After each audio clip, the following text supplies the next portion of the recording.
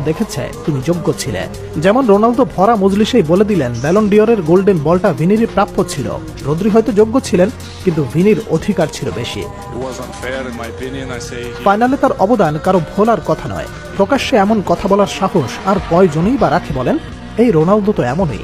আর ঠিক তার মতোই হয়েছেন ভিনিসিয়াস জুনিয়র নিজেও।